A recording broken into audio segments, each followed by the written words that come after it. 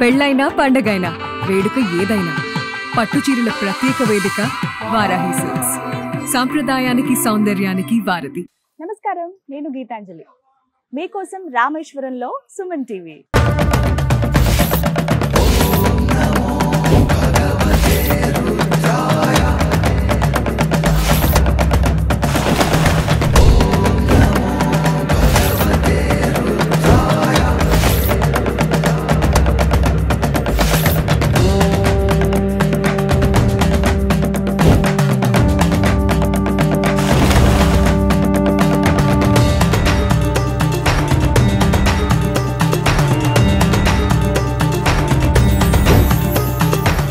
రామేశ్వరంలో Suman TV. ఎన్నో పుణ్యతీర్థాల పవిత్ర స్థలం రామేశ్వరం. శ్రీరాముల వారు స్వయంగా ప్రతిష్ఠించిన లింగం శ్రీరామనాథుడు. జ్యోతిర్లింగంగా ఆ శివయ్య కొలువైన చోటే ఈ రామేశ్వరం. ఇక్కడ ఎన్నో పవిత్ర పుణ్య స్థలాలు ఉన్నాయండి దర్శించవలసినవి. అందులో భాగంగా శ్రీకృష్ణుడి దేవాలయం అత్యద్భుతంగా ఉంటుందండి. ఒక ఆశ్రమంలాగా నిర్మించారన్నమాట.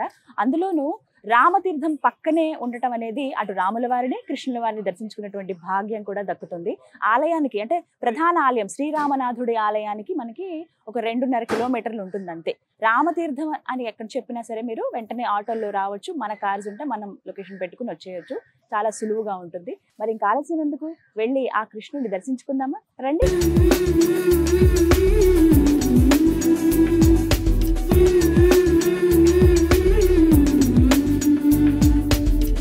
ఎంత సుందరమైన ఆశ్రమం అండి. ఇదంతా కూడా శ్రీ వల్లభనిధి ట్రస్ట్ ఆధ్వర్యంలో ఉంది. శ్రీ పుష్టి దక్షిణ్ వ్రజధామ్ అంటారు. అంటే మనకి తెలుసు కదా, శ్రీకృష్ణ భగవానుడు ఆయన తిరిగినటువంటి ప్రదేశం అంతా కూడా ఒక బృందావనంగా మనం చూస్తే వ్రజవాసులు అని అంటారు. మనకి ఎక్కడైతే బృందావనం ఆయన తిరిగినటువంటి ప్రదేశం గోకులం ఎక్కడైతే ఉందో ఆ ప్రదేశాన్ని, అయితే ఆయన ఎక్కడున్నా కూడా అది బృందావనమే కదా. అందుకే శ్రీకృష్ణుల వారి సన్నిధి ఎక్కడున్నా కూడా అది బృందావనం కింద చూస్తారనమాట. ఆయన మీద ప్రేమతో, ఆయన మీద భక్తితో ఎన్నో ఆశ్రమాలు నిర్వహించారు. అయితే వీరికి ప్రత్యేకించండి శ్రీ మహాప్రభుజీ భాయితక్జీ అంటారు. ఇక్కడ శ్రీకృష్ణుల వారు ఇలా మనకు కనిపిస్తారనమాట. ఇక్కడ మనం ఏమేమి దర్శించుకోవచ్చో ఇక్కడ క్లియర్ గా పెట్టారు చూడండి. ఒక బోర్డులో మనం చూడొచ్చు. ఇక్కడ శ్రీనాథ్జీ, అలాగే శ్రీ మహాప్రభుజీ బైఠక్ దర్శన్, మనం వారిని దర్శనం చేసుకోవచ్చు. అలాగే ఇక్కడ ఇంకేమి ఉంటాయంటే శ్రీ గిరి గోవర్ధన్ దర్శనం, గోవర్ధనగిరి, శ్రీకృష్ణ వారు ఎత్తినటువంటి ఆ గోవర్ధనగిరి మనం అక్కడ దాకా వెళ్ళకపోయినా ఇక్కడే మనం దర్శించుకోవచ్చు. అలాగే భాగవత్ కథ మండపం, ఇక్కడ భగవద్గీత పారాయణం చేస్తారన్నమాట. దానికి సంబంధించి ఒక మండపం కూడా ఉంటుంది, ఆ మండపం. అలాగే కీర్తన మండపం, అలాగే స్వామివారిని కీర్తిస్తూ భజనలు చేసేటువంటి మండపం ఉంటుంది, ఆ మండపం కూడా. అలాగే యాత్రి నివాస్, ఎవరైనా యాత్రికులు వచ్చినప్పుడు వీరికి సంబంధించి, అంటే గుజరాత్ వారు వీరు, వీరికి సంబంధించినటువంటి యాత్రి నివాస్ ఉంటుంది. అలాగే వచ్చిన వాళ్ళు భోజనం చేసేందుకు క్యాంటీన్, ఇవన్నీ కూడా అందుబాటులో ఉంటాయి అన్నమాట. అంటే ఒకసారి ఆశ్రమంలోకి వచ్చేస్తే మీరు ఇవన్నీ దర్శనం చేసుకోవచ్చు.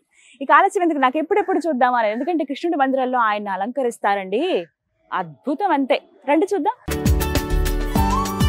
కృష్ణ హరే కృష్ణ హరే కృష్ణ కృష్ణ కృష్ణ హరే హరే, హరే రామ రామ రామ హరే హరే.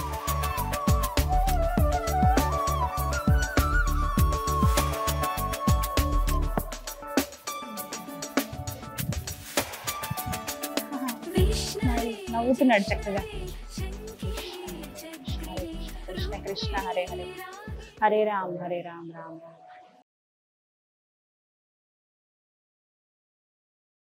ఎంత బాగున్నారో చూడండి.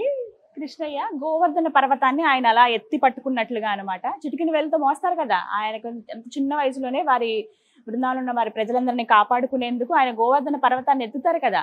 ఆ దృశ్యం ఇక్కడ మనం చూడొచ్చు. అలాగే ఉంటుంది విగ్రహం కూడా. ఒక 3 అడుగుల్లో మనకు కనిపిస్తారు.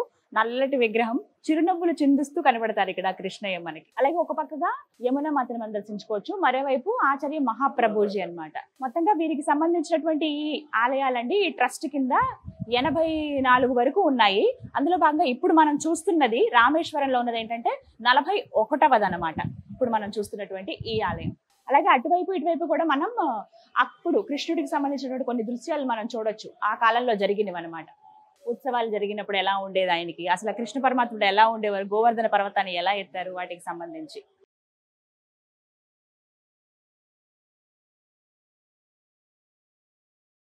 మళ్ళీ ఉన్నాయి కదా చిన్ని కృష్ణయ్య. అప్పట్లో ఎలా ఉండేది బృందావనం. తర్వాత అంటే వివాహం తర్వాత ఆయన ద్వారకాకి వెళ్ళిపోతారు కదా. అప్పట్లో వాళ్ళ కట్టుబొట్టు ఇలా ఉండేవి. రథం చక్కగా కూర్చున్నారు చూడండి కృష్ణయ్య, ఎంత బాగున్నాయో. అచ్యుతం కేశవం రామనారాయణం కృష్ణ దామోదరం వాసుదేవం హరిం శ్రీధరం మాధవం గోపికా వల్లభం జానకీ నాయకం రామచంద్రం భజే.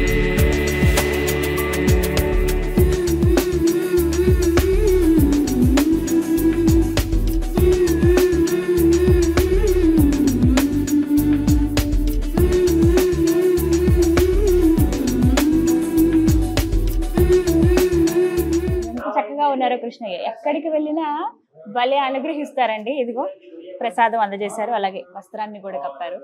అదృష్టమే ఇది నిజంగా.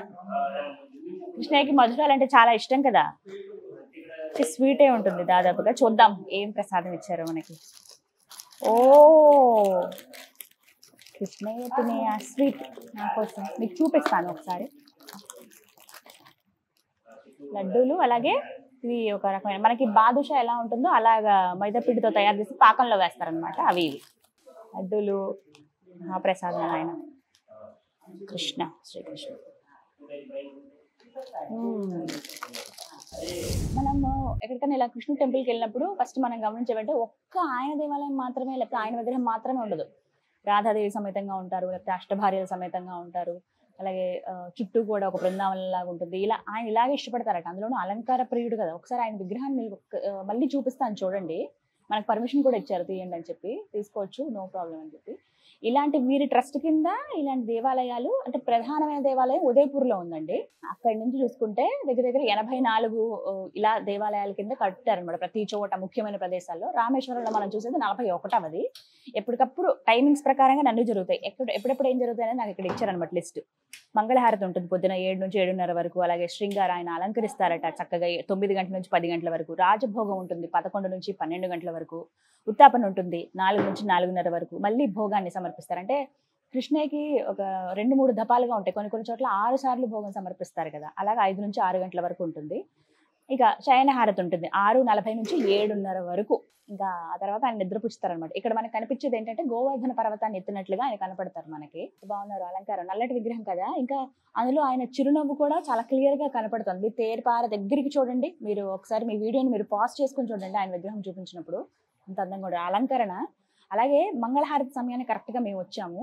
హారతి ఇస్తున్నప్పుడు ఆ ముందు హారతి ఇచ్చే ముందు ఆయన అలంకరణ ఆయనకి చూపిస్తారు అద్దంలో. చూసారా గురుగారు ఎలాగా అద్దంలో చూపిస్తున్నారు ఆయనకి పూర్తిగా ఆయన అలంకారం ఎలా ఉందో ఆయన చూసుకుంటే ఇష్టపడతారట. ఆయన అలంకారం ఎలా ఉందో చూసుకోవటానికి. యశోదమ్మ అంత ముద్దుగా తయారు చేశారు చిన్నప్పటి నుంచి.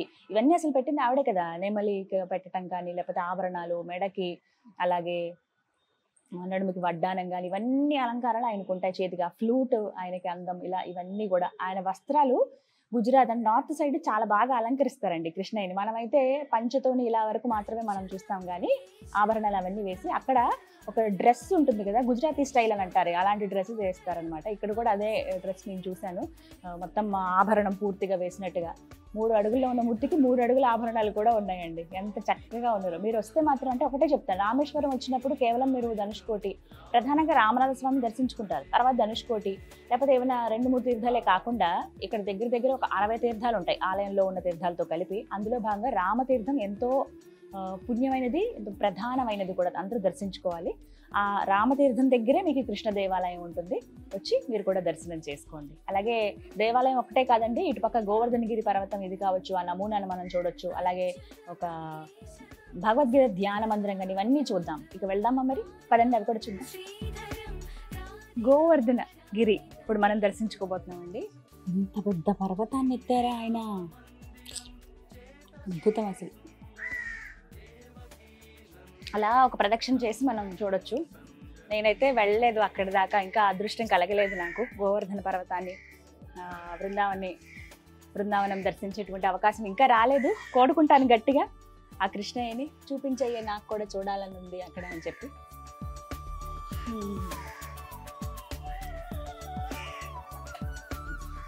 కొంతమంది గోవర్ధనగిరి ప్రదక్షిణ కూడా చేస్తారండి. ఎన్నో కిలోమీటర్లు ఉంటుంది అంటే చుట్టూ ఆ వ్రజవాసులే కదా ఉండేది. అప్పటి వాళ్ళే అలా అలా అలా అలా తరతరాలుగా ఉంటూ వచ్చారు. చాలా ఫ్రెండ్లీ పీపుల్ అంట. నేను ప్రణవానంద ప్రభుజీ నాకు చెప్పారనమాట, అసలు ఎంత అద్భుతంగా ఉంటుందో, అదొక అదృష్టం రావటం మాతాజీ అని చెప్పేవాళ్ళు. చూద్దాం మరి ఆయన అన్నట్టుగా ఆ కృష్ణ అనుగ్రహం ఉంది, వెళ్తానేమో. చెప్తారు కదా గోవర్ధన పర్వతాన్ని 7 రోజుల పాటు ఆయన ఎత్తి అలా పట్టుకున్నారట చిటికెన వేలు పైన. చిన్నవాడే కదా ఆయన కూడా, ఆ వయసులో అసలు తన ప్రజల్ని కాపాడుకునేందుకు ఆయన ఆ పర్వతాన్ని అలా చిటికెన వేలు పైన ఇలా పెట్టుకుని 7 రోజుల వరకు అలా ఉంటారంట.